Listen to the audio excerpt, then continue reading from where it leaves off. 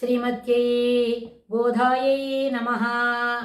இன்றைக்கு நேற்றைய தொடர்ச்சி 29வது பாசுரத்தில் அதனுடைய உட்கருத்துக்கள் ஒரு வார்த்தைக்கும் ஆண்டாளுடைய சரணாகதி எப்படி இருந்திருக்குது, அதுக்கு எந்த மாதிரி எண்ண ஓட்டங்களை மனதில் இருத்திண்டு அதை பற்றி பேசியிருக்கிறா அப்படின்றத பார்க்கலாம். ஆண்டாள் நாச்சியாருடைய அவளுடைய எண்ண ஓட்டங்கள் எப்படி இருக்குது, எத்தனை முறை அந்த மாதிரி வார்த்தைகள், அதாவது குறை ஒன்றுமில்லாத கோவிந்தா அப்படின்னு சொல்லியிருக்காளே, அந்த கோவிந்த நாம சப்தத்துக்கு என்ன எல்லாம் பொருள், எது போல் மனசில் எண்ணங்களை வளர்த்துருக்கிறா அப்படின்றத பற்றி நம்ம பார்த்துட்டு வரோம்.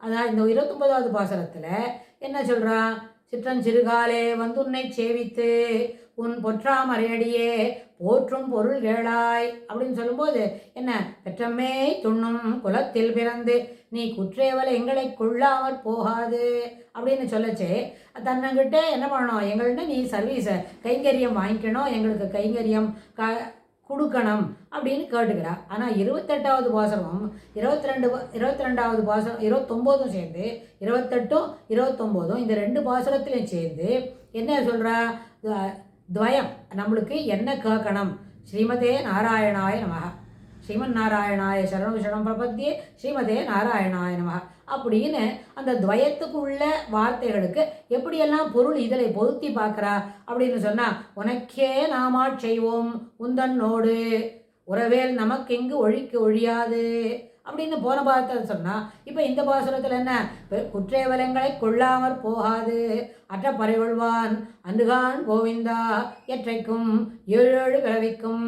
இப்போ உனக்கே நாம் ஆட்செய்வோம், உனக்கு தான் ஆட்செய்வோம் அப்படின்னு சொல்லியிருந்தாலே போகிறோம். ஆனால் என்ன சொல்கிறா, உனக்கே, உனக்கும் எனக்கும் இல்லை, உனக்கும் இன்னொருத்தருக்கும் இல்லை, உனக்கும் மற்றவாளுக்கு அப்புறம் உனக்கு இல்லை, எல்லாம் என்ன ஏகாலத்தை அழுத்தி சொல்லி உனக்கு மட்டுமே ஆட்செய்வோம், உனக்கு மட்டுமே ஆட்படுவோம், உனக்கு மட்டுமே கைங்கரியம் செய்வோம் அப்படின்றத இங்கே நன்னா என்ன ஒரு உறுதியாகவும் என்ன மனசில் ஒரு திடத்தோடு அந்த வார்த்தையை சொல்கிறா. அப்புறம் பெருமாள்கிட்டே எல்லாம் வேணும், பெருமாள்கிட்ட சரணாகதி பண்ணணும், அவர் ஸ்ரீமன் நாராயணனுக்கு நம்ம அடிமையாக இருக்கணும், அப்படி கைங்கரியம் பண்ணி அவருடைய முகோல்லாசத்துக்காக மட்டுமே நம்ம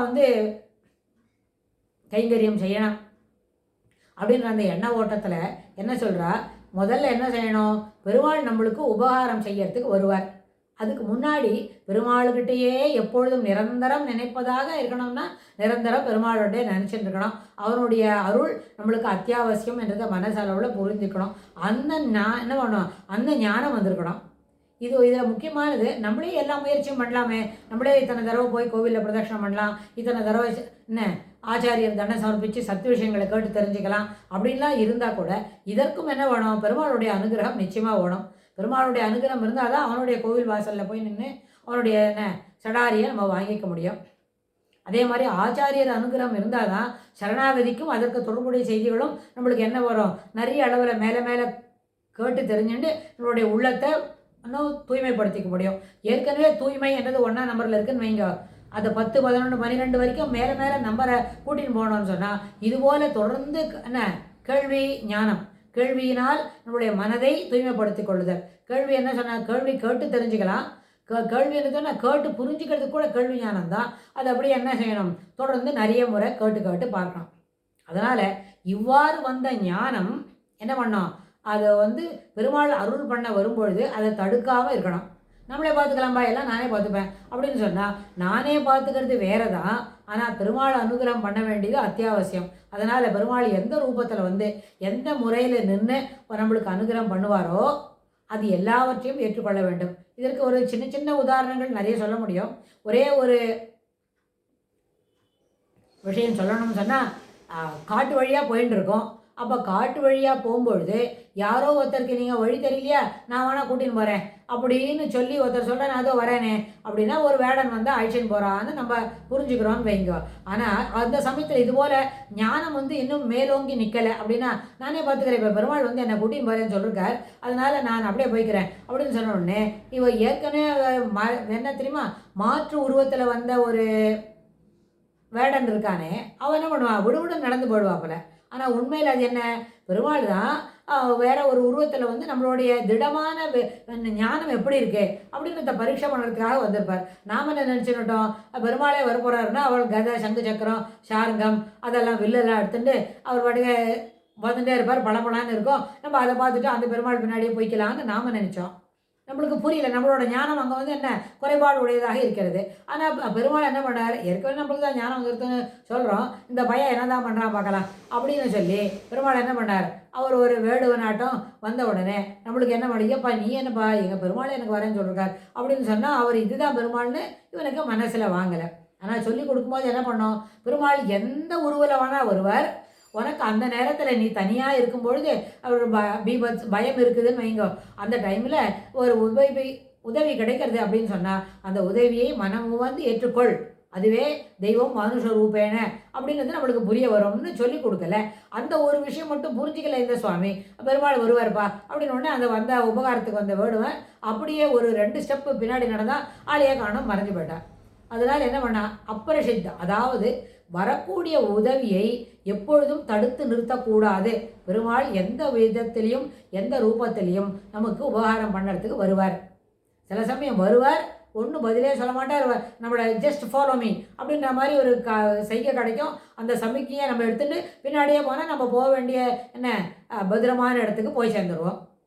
இதெல்லாம் நம்ம ஆச்சாரியர் குரு பரம்பரை வாஸ்தா நிறைய விஷயங்கள் இதில் நம்மளுக்கு புரிய வரும்.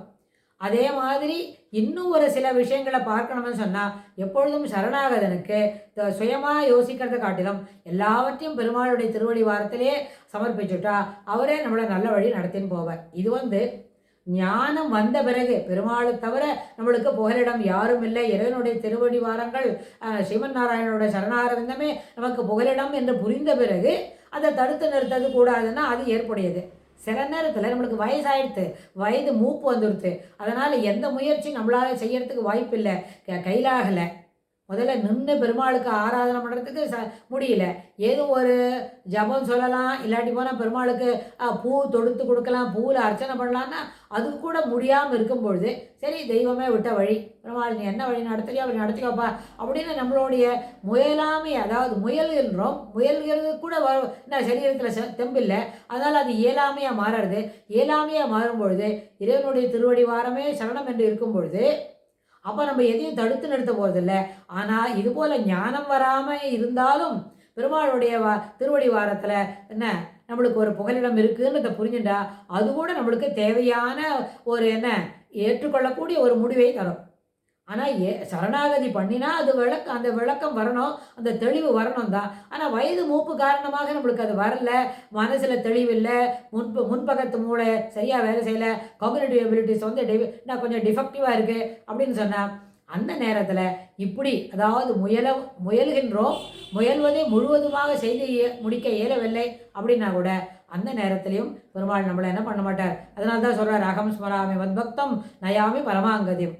பெருமாள் கூட காஞ்சிபுரத்தில் என்ன சொன்னார், அந்திம ஸ்மிருதி வர்ஜனம் அப்படின்னு சொல்லி கொடுத்தார். அப்புறம் தேகவசான காலத்திலே முக்தி அப்படின்னு சொன்னார். அதனால் இந்த வார்த்தைகள்லாம் நம்மளுக்கு நல்ல பலம் கொடுக்கும், அதே சமயத்தில் மனசில் ஒரு தைரியம் கொடுக்கும், நம்ம நம்பிக்கையை வளர்க்கும், தன்னம்பிக்கையை வளர்க்கும். நம்மளால் செய்ய முடியும் தான்.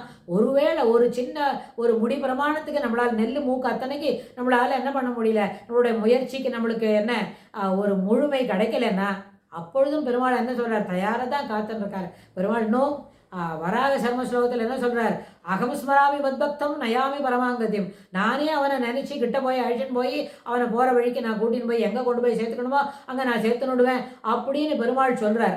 இங்கே இப்போ ராமானுஜருக்கு சொல்லி கொடுத்தார், அந்திம ஸ்மிருதி வர்ஜனம், தேகவசான காலத்திலே முக்தி, சரணாகதி பண்ண வேண்டியது அவசியம். அப்புறம் நானே உய்வதற்கு வழி அடியனுடைய பெருமாளுடைய திருவடி தான் நீ அப்படின்னு சொல்லி அவருக்கு என்ன சொல்லி கொடுக்குறார். திருக்கட்சி நம்பிகள் மூலமாக ராமானுஜருக்கு இந்த 6 வார்த்தைகளை உபதேசிக்கிறார். இதெல்லாம் நம்மளுக்கு என்ன பண்ணோம், ஆண்டாளுடைய சரணாகதியை நம்ம சொல்லணும். அதாவது தெளிவு வந்த பிறகு நம்ம வந்து இதை பெருமாளே நம்மளுக்கு காப்பாற்றுவார், அதாவது பெருமாளுடைய திருவடி தான் நம்மளுக்கு உய்வதற்கு வழி கிடைக்கும் அப்படின்ற அந்த தெளிவு வந்த பிறகு என்ன அதில் ஒரு குறைபாடும் இல்லை, அது சரியாக பெருமாள் அந்த முயற்சி தருவார். ஆனால் ஒரு எள்ளு மூக்கத்தின பிரமாணத்துக்கு நம்மளுக்கு தெளிவு கிடைக்கல, ஆனால் காலம் வந்து கொஞ்சம் கொஞ்சமாக தொய்வடைஞ்சின்னு இருக்குன்னு சொன்னாலும் அப்பொழுதும் பெருமாள் என்ன பண்ணுவார், நம்மளை என்ன காப்பாற்றி தருவார், இந்த ஜீவனை கடத்தேற்றுவார். அதனால தான் உனக்கே நாம் ஆட்செய்வோம் அப்படின்னு நீட்டி சொன்னதுக்கு என்ன காரணம், வேற ஒருத்தருக்கு இல்லை, உனக்கு மட்டுமே நாம் செய்வோம், ஆட்செய்வோம், உனக்கே நாங்கள் அடிமையாக இருப்போம். ஏன்னு சொன்னால் இந்த அடிமையாக இருந்தால்தான் அந்த கைங்கரியம் பலிக்கும். அது எப்படின்னு சொல்ல, உனக்கே நாம் ஆட்செய்வோம் மற்ற நம் காமங்கள் மாற்று. வேறு விதமான ஆசைகள் எங்களுக்கு இருக்குன்னா அதெல்லாம் தயவு பண்ணி அதிலேருந்து எங்களை மாற்றி இந்த வழிக்கு கொண்டு வா அப்படின்னு கேட்டுக்கிறார் பெருமாள். அதுக்கு சரின்னு சொல்கிறார். அடுத்த பாசுரத்தில் என்ன நிறைய இதை உள்ளுரை பொருள்கள் என்ன பண்ணலாம், தொடர்ந்து சொல்லிகிட்டே இருக்கலாம். ரொம்ப பொருள் பொருந்தது. அதாவது ஸ்ரீமதே நாராயணாய நமகான்னு சொன்னால் எது தேவை நம்மளுக்கு, எதை குறித்து நம்ம இங்கே வந்திருக்கோம், நாராயணாயன்ற அந்த கைங்கரியத்தை நம்மளுக்கு வேணும்னு கேட்குறோம். இப்போ நாராயணனுக்கு கைங்கரியம் பண்ணணும் அப்படின்னு கேட்டு வாங்கியிருக்கோம். அது பெருமாள் தரேன்னு தான் சொல்கிறார். அதுக்கு என்ன சரணாகதி பண்ணியிருக்கோம், அந்த சரணாகதி தெளிவு இருக்கணும்.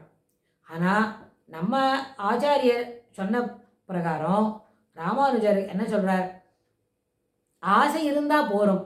ஆசை இருந்தாலே நம்மளுக்கு என்ன சரணாகதி பண்ணிக்கணும்னு ஆசை இருந்தாலே அந்த ஆசையே உனக்கு மோட்சத்தை பெற்றுக் கொடுக்கும், பரமபதத்திற்கு செல்வதற்கு வழி கிடைக்கும். இங்கே எல்லாம் பண்ணுற வேலையெல்லாம் கமாதான்.